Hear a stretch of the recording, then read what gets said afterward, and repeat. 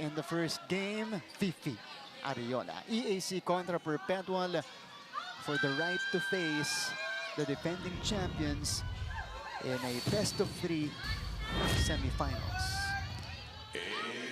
George Lute will start us off here. And again, change of venue might be a factor, but you know, both teams looking locked in right now. Ariola, one motion quick, will not drop. Here is the early set. And the first point coming from Caribbean. And this might be a good sign para sa EAC. Ano, kita mo kung gaano sila ka-aggressive. The beginning of this game pa lang. Pero meron tayong challenge. Galing dito kay coach for a foot fault. And from our angle, I think dun sa set nangyari yung foot fault. Okay. Oh, parang lumagpas ata after dun sa set. Si Luta, no? Tumawid. Sobrahan sa momentum. This is a really early challenge. First rally ng laban natin. I mean, this is a do or die game. No, so, no. yung mga ganitong yung isang point na ganyan, alam natin kung gaano ka-importante yan. Kasi yan yung magdidictate ng magiging umpisa. Siyempre, kailangan mag-start ka ng game na to really strong. Yeah. I mean, for a do or die game, after na to, uwi ka na eh. Wala na eh. That's true. So, season on the line. Season on the line to. So, kailangan every point, dapat i-maximize mo talaga. So we'll see. Or did Lute commit a foot fault? This was the setup.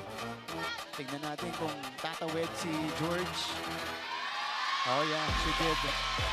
So it needs to be like her entire foot across the line. So successful challenge para kay Coach Sandy Reyeta. Oh, good eye. I mean, that's a good eye. And you know, during the beginning of this game, sabi ko, okay yung aggressiveness ng EAC kasi nakakuha sila ng magandang play agad. Yeah. But again, kudos to the coaching staff nitong Perpetual for getting a good look at that foot fault. Yeah. You guys are wondering, yes, those are Perpetual fans you're hearing in the background, sitting right behind us here in the bleachers. Dahil malapit-lapit po for a change ang Perpetual dito sa ating venue in Bacoor. Joy Perez with the swing. Fifi tracks it down. Underhand pass for Shai Omipon. And it is 2-0 in favor of the Lady Altas. Shai Omipon. This year at least, hindi siya masyadong binabanggit kapag Perpetual ang pinag-uusapan because of the performances neto ni Almeñana at saka ni Menor. Siya yung nagiging tertiary scorer, Prince. Pero kilala natin yan. She's an awardee here in the NCAA. We know what she's capable of. And yung effect talaga niya sa game, like what you said kanina, medyo hindi mo kasi siya napapansin kasi may mga teammates siya na talagang mas maririnig mo in terms of the game. Pero kung titignan mo yung stats, palaging andun lang din siya close to the top 2 scorers ng team niya. And crucial yung mga nakukuha niyang mga puntos para sa Perpetual. At ito si Joy Perez, nakauna na rin ng punto sa ating laban, giving EAC their very first point. And again, Shai Omipon getting a couple of looks early on here in the opening set. And imagine your third scorer sa team. Nag-uumpisa ng ganitong klaseng game. Tapos yung first and second mo, hindi pa masyado. So, mas lalong ka mag-iisip kung sino ba talaga ang hinahanap ng Perpetual. I mean, kanino nila gusto dalhin yung bola. Almeñana able to swing away, targeting down the line. A strong start by the Perpetual Lady Altas. Look at the flying in by Sai Almeñana here. Went through the hand of Razonable. Itong Perpetual making sure na yung authority nila dito sa game na to is nararamdaman ng EAC. Almeñana. Oh, Sai scores again. 5-1 start for the Lady Altas will prompt an EAC timeout. Look at this. This time, Almeñana went cross-court. Finding success in the process. Close natin pareho. Ha? Same thing dito sa kabila. Listen. Ha? Close down, nakakaano naman tayo eh. Puro power lang, kaso lang, nag-aalangan tayo. Okay? Pasa tayo isa para makaano tayo. Okay, Let's go, let's go! Ang aga natin ang timeout. Kaya tayo!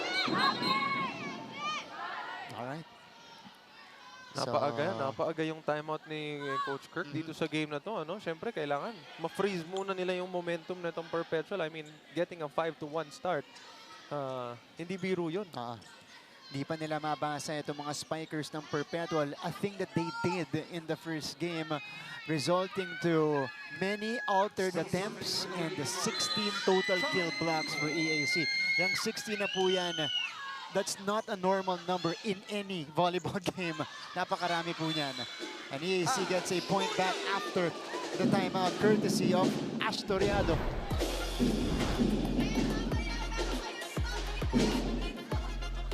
So the rookie stepping up.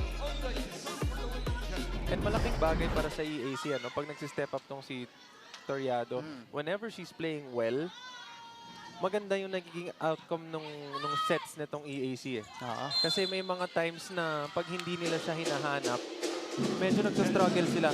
Mas napapadali kasi ni Toriado yung game kasi again, nandun sa harapan and mas nakikita niya kung saan yung mga open spots na pwede niyang bagsakan ng bola. And she's had improved connection with her setters this season. Pareho, si Lut at saka si Dikilia off the bench. Na-improve na yung kanyang connection sa kanila. Alminiana targeting cross-court. Better read from EAC's net defense. Shai Omipon, drop ball. Not gonna work. Back on Perpetual side though. Here's 50. Back set. It is deflected again. Omipon had to adjust. But ball is still in play. Razonable. 50 to Palacio. And Palacio scores with a little bit of net help in that sequence. Napakagandang read galing kay Ariola, after nitong rally na to, actually, that rally, hinanap muna niya yung dalawang labas. Kay Alminiana muna siya, and then kay Umipon, and then the last one, hinanap niya si Palacio. And it's a kind of setter. Fifi Ariola is as early as first set, pupunta na yan sa blocker. And also, giving up 3 different looks dito sa EAC. Ngayon, mapapaisip ka na kung ikaw yung coach or yung mga naglalaro. Kanino mo ba gusto dalhin yung bola? Sino ba yung hinahanap nyo ng ganito kaaga? Kasi first 2-3 points kay Umipon mo binigay, and then dito sa kabila kay Alminiana, and then now kay Palacio naman. So saan kami, sino didepensahan namin? Omipon had to adjust that time. Underhand pass to the back row. Joy Perez goes too strong. So a slow start here for Perez and EAC. Slow start as a team as Perpetual takes a 3-point lead. Former Rookie of the Year, Shai Omipon, on deck. Back set. Ramos. Jody was prepared. What a quick. Coming from Geraldine Palacio. Kung usapang middle to, nagwagi yung Perpetual doon. That's right. 8-4 in favor of the Lady Altas. When we come back, we have Aaron D's first report.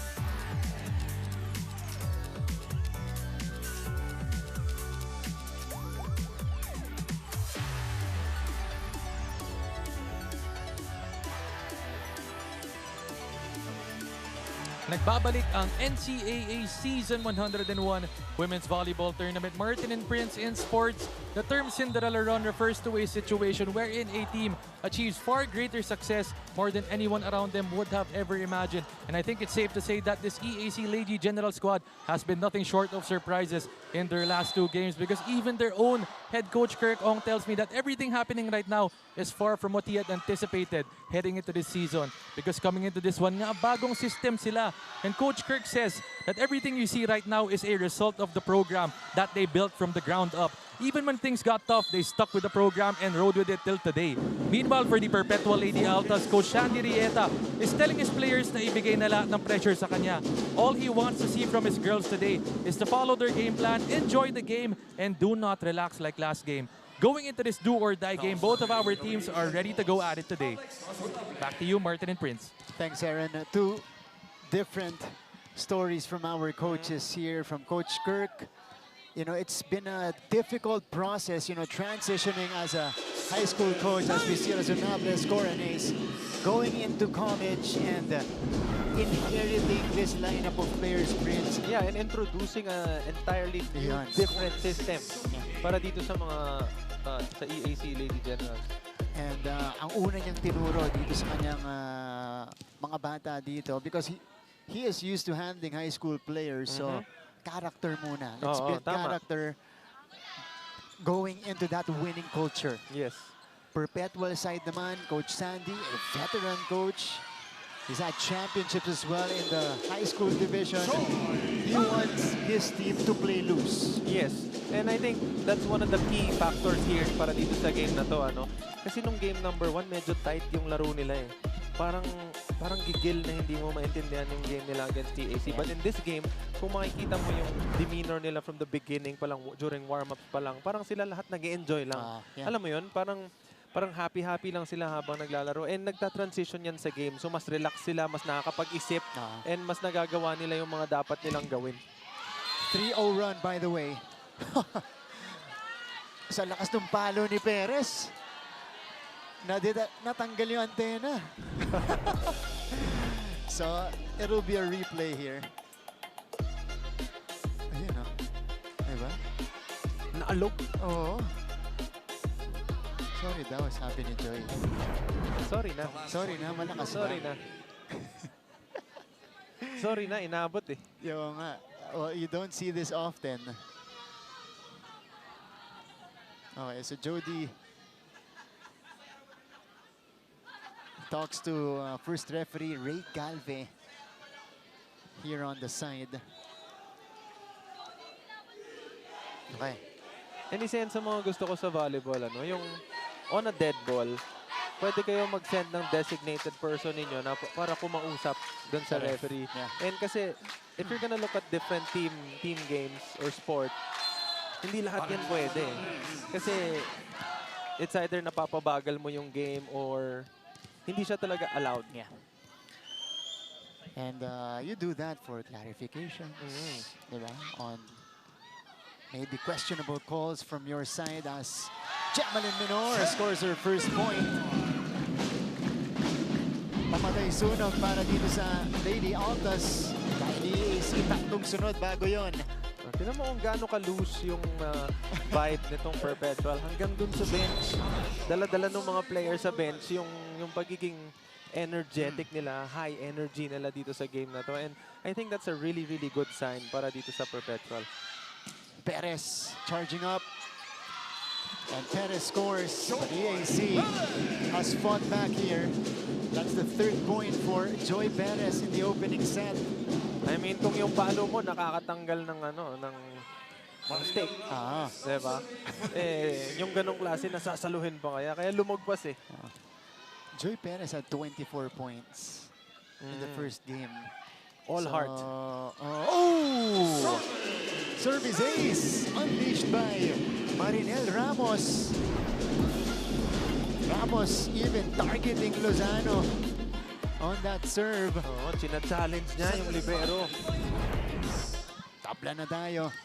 PAC fighting back to equalize this set. Ariola sending it over to Minor. Ready si Ramos. Perez will try. Good reaction from Razonable. Diana, and here's the D ball. And goes long on the hip.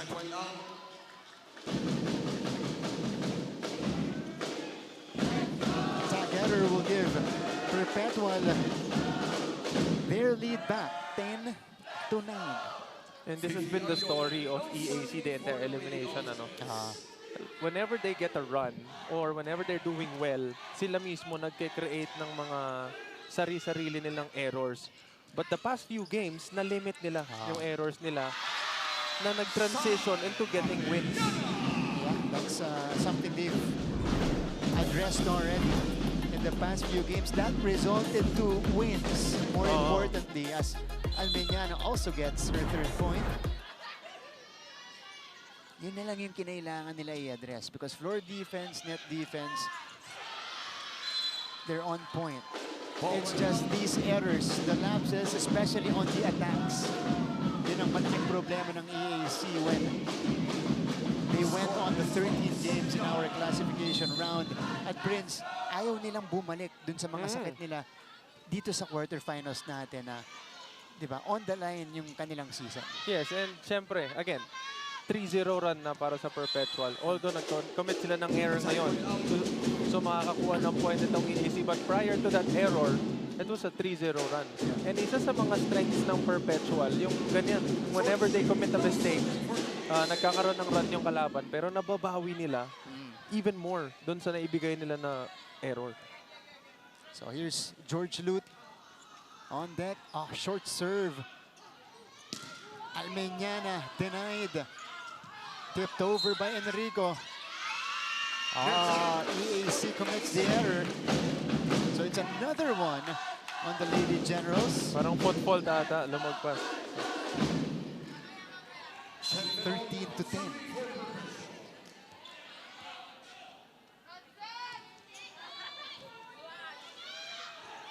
Setup. Dayanan, easy up for Fifi. Omipon with the ad-lib. That ball was slowed down. Here's Toriado. Wala pa rin. Almeñana. And EAC with back-to-back infractions. Perez apparently touched the net.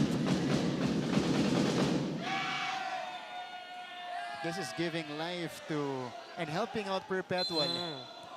The past few possessions, medyo nag-struggle si Perpetual, kaya nakahabol si EAC to a tied 9-9 score, and then EAC giving up 3 points dito sa Perpetual bago sila nag-commit ng error. And if itutuloy nila yung pagbigay ng point dito sa Perpetual with their errors, medyo mahirapan sila bumawi dito sa game na to. Good take from Dendres. Cara. Jody. Oh, this is too tight. Chance for a setup for EAC.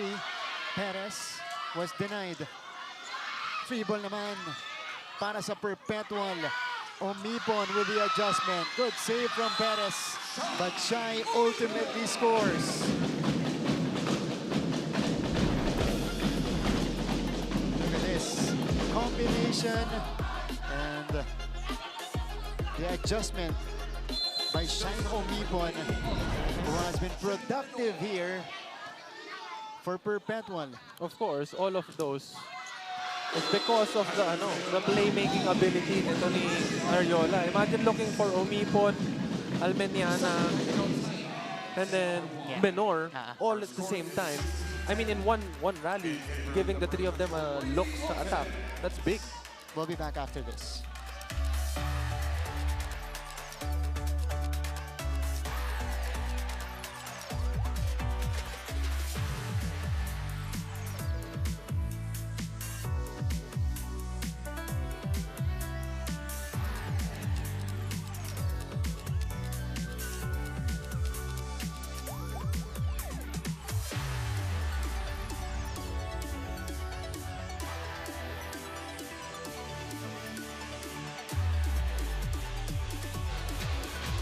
Welcome back to our coverage.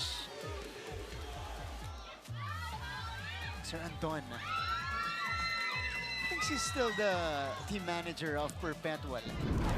Yeah. Ito naman po ang ating second placers in the cheerleading competition. The Altas Perp Squad. Ayan po, runner-up finishers but gave out a fantastic performance sa ating cheerleading competition. In the meantime, action continues. 16-10 lead, a 7-1 run. Make that an 8-1 run for the Lady Altas. And you just love how they're celebrating each point. Oo. Pero hindi sila makakuha ng point na yan kung hindi dahil dun sa mga kuha nito ni Lozano. Ang ganda ng mga pick-up niya ng mga first ball na naibibigay niya ng ayos. EAC. Hindi makapatay ng bola. Sa kabila naman, tuloy-tuloy para sa Perpetual. Sai scores again. Unstoppable here in the opening set for the Sai Almeñana. Oo, EAC having a difficult time on figuring out kung anong look yung ibibigay sa kanila ng Perpetual. Kasi lahat meron eh. Parehas na side, pati yung middle nila, binibigyan ng bola ni Ariola. So, hindi mo talaga alam kung paano ka bablock. Everything working Perpetual's way. Jody with a dig.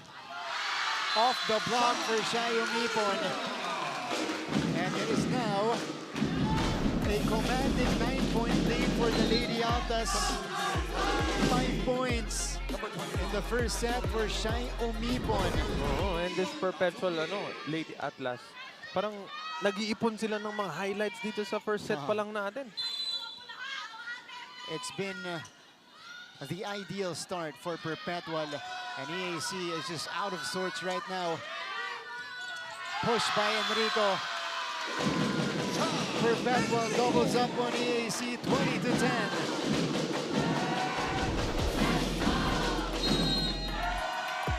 Shot Enrico. Soft touch for that tip. Coach Kerr calling for time. Wala naman tayong dapat kundi ayusin lang yung sarili nyo. Hindi naman kayo naglalaro. Natataranta pa kayo. Madali lang yan. 1, 2, sip tayo, follow tayo. Huwag nyo madali, huwag tayo makisabayan sa kanila. Ha?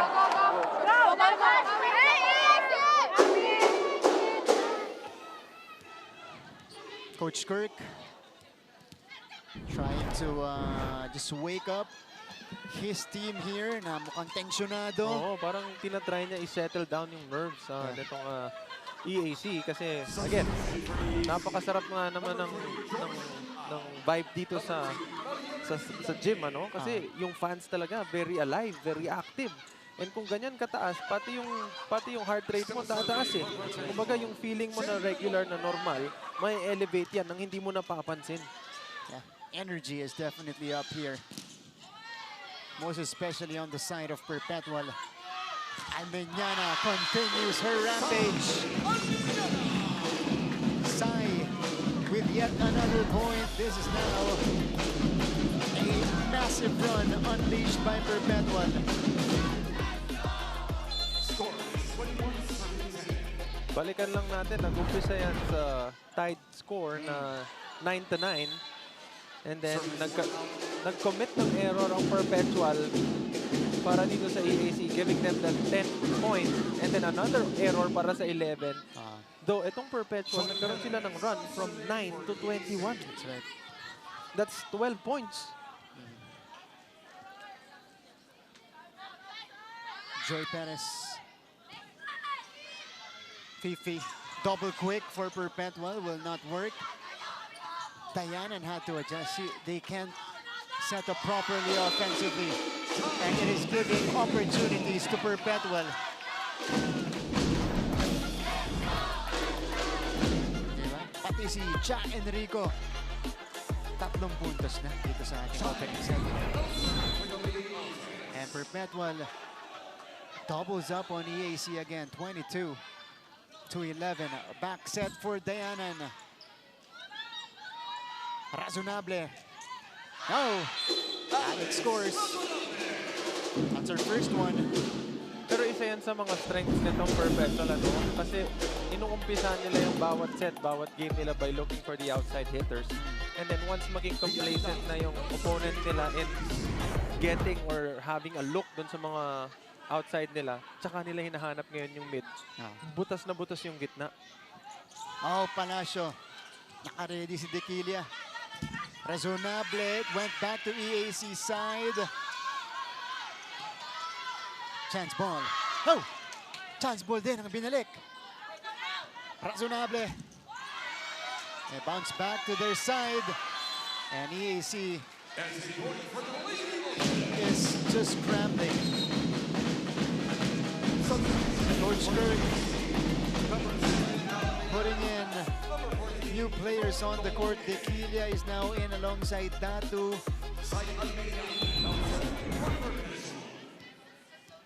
with Florence Domo, who hasn't played in a while for them. Fifi, 1-2. Alex straight to the net. It's now snowballing for the Lady Generals.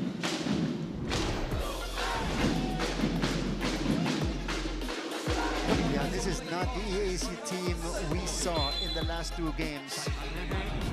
They look rattled, they look nervous, they look tense. Set point na para dito sa Perpetual. Here's the soft tip by Palacio. Razonable with a better look. Good reaction from Shai. Omnipon. Palacio was ready. Ball will go back to Perpetual. Palacio ends set number 1. A resounding first set win for the Lady Aulas. Geraldine Palacio with the exclamation point. And they take the 1-set lead.